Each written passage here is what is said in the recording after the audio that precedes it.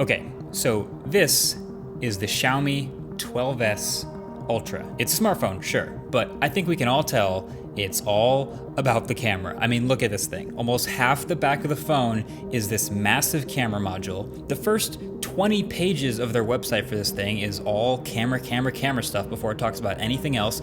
They even have this video on their site of it morphing from a camera into this phone, and it has the world's largest smartphone camera sensor inside. Can you imagine being the person at a party where everyone's got their phones? They're like, hey, we want to take a group picture. Does anybody have a good smartphone camera?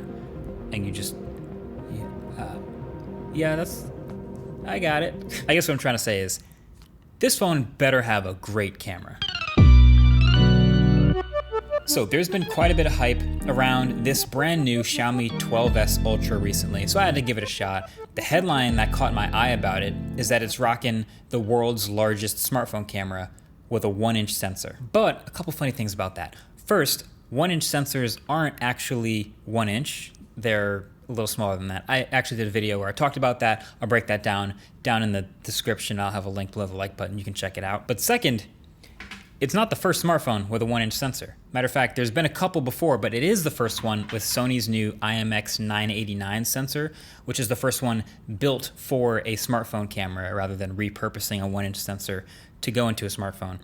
So it technically beats Samsung to the punch, who we know they're working on their ISO cell camera that's going to be a 1-inch sensor, probably coming to the Galaxy S23 Ultra sometime next year. So Xiaomi beat them to the punch, and as a matter of fact, that's kind of the whole point of this phone, is to one-up Samsung's Ultra phone in as many ways as possible and to slap the same exact name on it. So, they can do it better. That's the statement they're making. So when I got my hands on this phone, that's when I wanted to find out. Does it actually beat the king of the hill Galaxy S22 Ultra at its own game?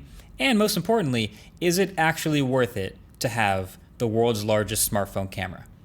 By the way, it's this one, not this one in the middle. That's the ultra wide, and it's not this bottom one here. That's the 5x telephoto. That one is the world's largest smartphone sensor. So I've taken quite a few photos and videos over the past few days testing this phone's camera in both normal conditions and crazy, more and more extreme conditions at its limits. And it turns out, yeah, this camera is phenomenally capable and is really, really good very often. So the 50 megapixel main camera kicks out great detail and sharpness, binning down to 12.5 megapixels, and has a knack for reeling in exposure even in harsh conditions, taking photos into the sun and with high dynamic range and all that. But what I really noticed is two main things that were S tier that made good photos really, really good on this phone. And that's the shutter speed and the autofocus are consistently really fast because that huge sensor lets in so much light here. So for taking pictures of moving objects like kids and vehicles, pets sprinting around a studio with endless energy, all that stuff, it's great. And that's awesome. It freezes the action and nails focus very reliably, and that is super confidence inspiring in a camera. It also handled low light very well, which shouldn't surprise me given the light gathering ability of a huge sensor, but I did decide to do a little head-to-head against the phone it's trying to one-up so bad, Galaxy S22 Ultra, so I did a blind side-by-side on Twitter. I should have done a poll, but just based on reading the replies, a lot of you guys really did actually prefer the 12S Ultra shot here, despite it being more saturated, mostly because it reeled in the bloom from the street light better, thanks to better lens coatings, etc., and it still kept all the details on the rest of the exposure and had very low noise. You might have noticed the Leica branding up in the corner on the back of the phone. They did actually have some help from Leica on the optics and the coating over the glass to reduce things like fringing and chromatic aberration, and it works. Great. But also the color science. So when you first fire it up, the phone asks you if you want to shoot with Leica Authentic look or the Leica Vibrant look. Basically, you can think of them as the same thing as photographic styles on the iPhone. The Authentic look is a little less saturated, while the Vibrant kicks out a more instantly shareable traditional look, but neither of them are particularly great to my eye now that I've shot with both. So yeah, the typical photo from the 12S Ultra is a clean and sharp shot with shallow depth of field for close-up subjects, pretty punchy and saturated usually, and with a lot of dynamic range. But here's my hot take on this camera though. While it isn't perfect, it has the highest ceiling of any camera I have ever seen in a smartphone. So it doesn't always hit, but when it does, it is amazing. I have 2 shots I want to show you that specifically just make me feel very strongly about this. So the first one, I was up on the roof of this building. There's some plants up there. It's windy up on the roof. And so I'm taking a picture of these plants and they're moving quickly in and out of the frame. I'm just sort of like pointing and shooting and boom. The photo I get back is this tack sharp shot with incredibly shallow depth of field and this immense dynamic range. The movement is completely frozen in time, like the plants aren't even moving. I kind of couldn't believe it. Just seeing how fast the stuff was moving around in and out of the frame.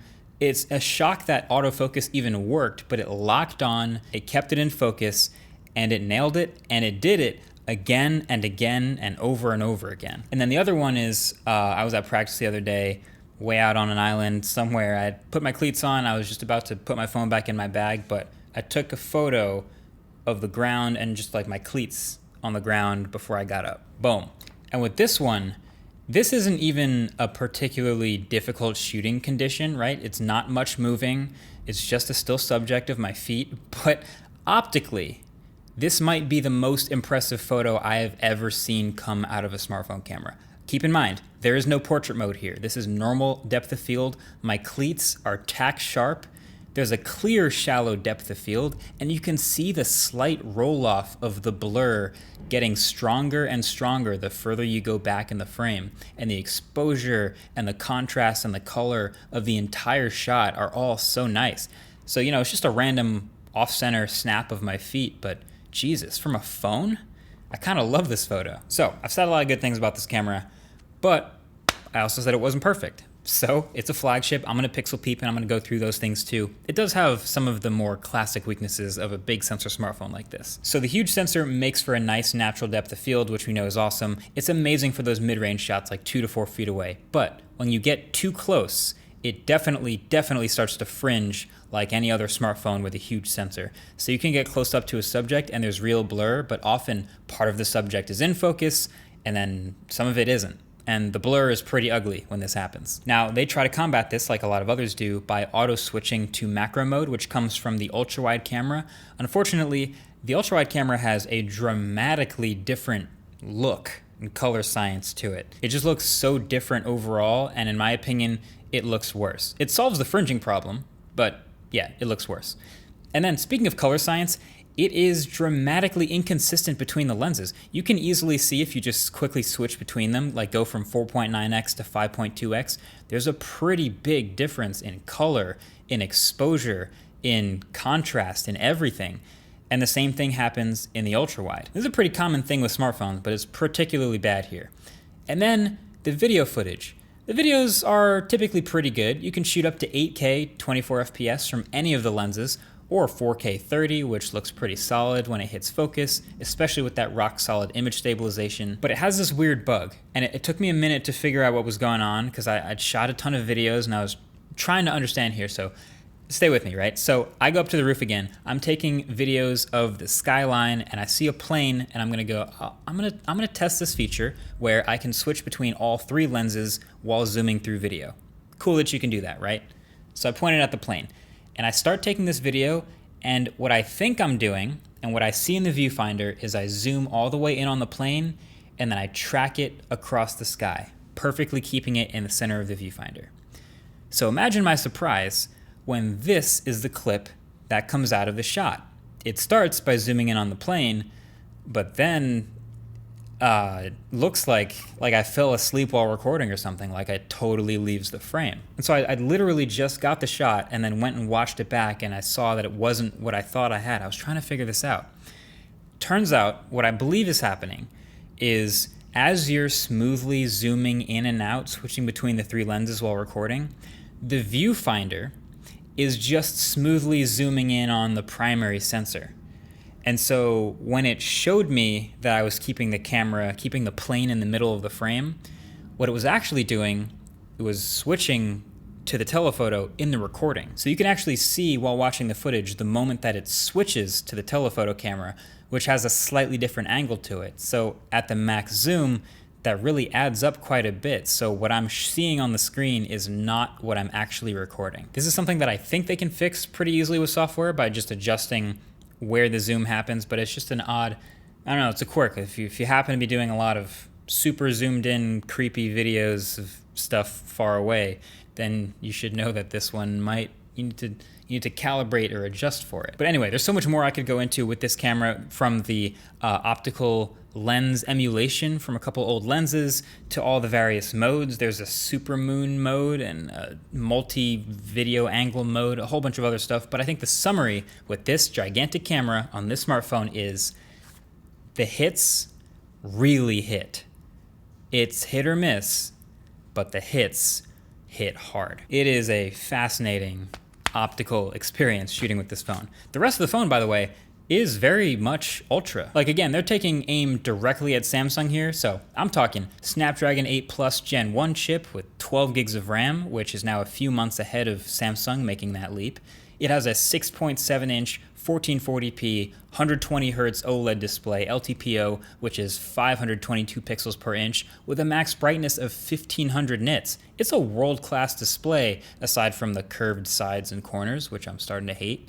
There's also a 4,860 milliamp hour battery, which isn't the biggest, but with 67 watt fast charging, 50 watt wireless charging, and 10 watt reverse wireless charging, all better than Samsung's flagship.